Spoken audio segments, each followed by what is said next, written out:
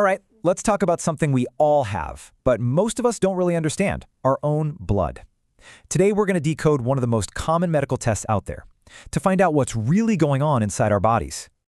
You've been there, right? You go to the doctor, they take a little vial of blood, and then a few days later, they somehow have this whole report on your health. How does that work? What are they actually seeing in there? It can feel like a total mystery. Well, the key to solving that mystery is a test called the Complete Blood Count, or CBC. You can basically think of it as a census for your blood. It counts and examines every single type of cell, giving your doctor a fantastic snapshot of your health in that exact moment. So you've had your blood drawn. What's next? Well, that little vial doesn't just sit on a shelf. It goes on a journey to the lab, and the very first thing that happens is it gets put into a centrifuge and goes for a really fast spin. And that spinning is what separates your blood into its main parts.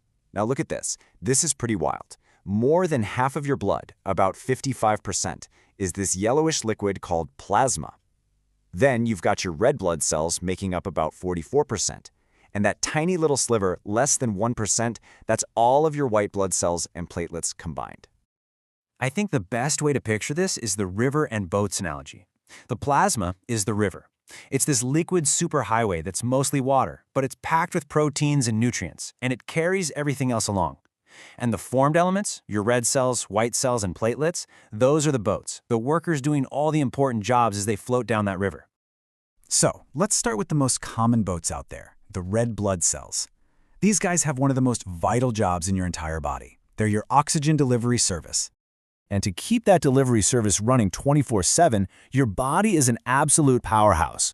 Get this, your bone marrow produces more than 2 million new red blood cells every single second. That's just mind-boggling when you stop to think about it. So when the CBC looks at your red blood cells, it's checking on a few key things. First, the RBC count. That's just the total number of cells. Then, hemoglobin, which is the specific protein on those cells that actually grabs and carries the oxygen. And finally, hematocrit, which is just a percentage of your blood that's made up of these red cells. Reading these results tells doctors a lot. If your numbers are too low, that's a condition called anemia. It could be a sign of anything from an iron deficiency to internal bleeding. But if your numbers are too high, that's polycythemia. It could point to something more serious like heart disease, or it could just mean you were a little dehydrated that day.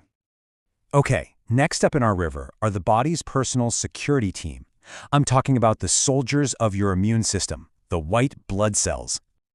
Remember that tiny sub 1% sliver from the chart earlier? That's them. Even though they're seriously outnumbered by the red cells, their job is absolutely crucial. These guys are on constant patrol, protecting you from bacteria, viruses, and all sorts of other invaders. Now, a really cool part of the CBC is something called the differential. This isn't just about counting the total number of white blood cells, it's about breaking them down into their different types. Think of it as a roll call for all the specialists on your security force. And here's the team. Your neutrophils are the most numerous. They're the first responders, the infantry that rushes in to fight bacteria.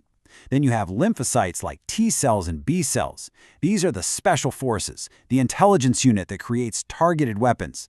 Monocytes are kind of like the cleanup crew, getting rid of all the mess and debris. And eosinophils and basophils are your specialists, handling things like parasites and allergic reactions. Pretty cool, right? So if your total white blood cell count is high, a condition called leukocytosis, that's a pretty clear sign your body is fighting something. And that something could be an infection, but it could also just be inflammation, allergies, or even a reaction to a lot of stress.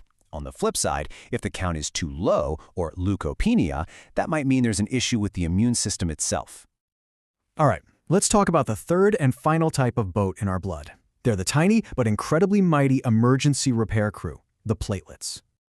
What's so amazing about platelets is that they're not even technically cells. They're just these little fragments that break off from much larger cells in your bone marrow. And their whole job is to be the first responders anytime there's an injury, to stop you from bleeding. The moment you get a cut, this unbelievable chain reaction kicks off. Platelets instantly rush to the injury and get sticky. Then they change shape and release chemicals that basically sound an alarm, calling for more platelets. They all clump together to form a quick plug, and then a protein called fibrin comes in and weaves this strong net over the top to create a solid, stable clot. It all happens in seconds. And with platelets, balance is absolutely everything. If you have too few, that's thrombocytopenia, you're at risk for bruising and bleeding too much. But if you have too many thrombocytosis, that's dangerous too because you could form clots when you don't need them, which can lead to a stroke or a heart attack. So, we've looked at the oxygen delivery crew, the defense force, and the emergency repair team. The real magic of the CBC is how it brings all of this information together to create one unified picture of your health. You know, this quote from testing.com really nails it. It says the CBC is powerful because it uses one sample to analyze the complete spectrum of cells found in the blood. From just a little bit of blood, you get the whole story. That's why it's so incredibly useful. Doctors use it for diagnosis, to figure out why you're feeling sick. They use it for monitoring, to see if a treatment is actually working. And, maybe most importantly, they use it for screening, to find problems before you even know you have them. And that's really what I want you to take away from this. Every single number on that report tells one small piece of a story. But when you put them all together, they create this incredibly detailed picture of exactly what's happening inside your body. So, the next time you get a blood test, you'll know it's so much more than just a list of numbers. It's a complex, personal story about your health. And it really makes you wonder, doesn't it? What story is your blood telling today?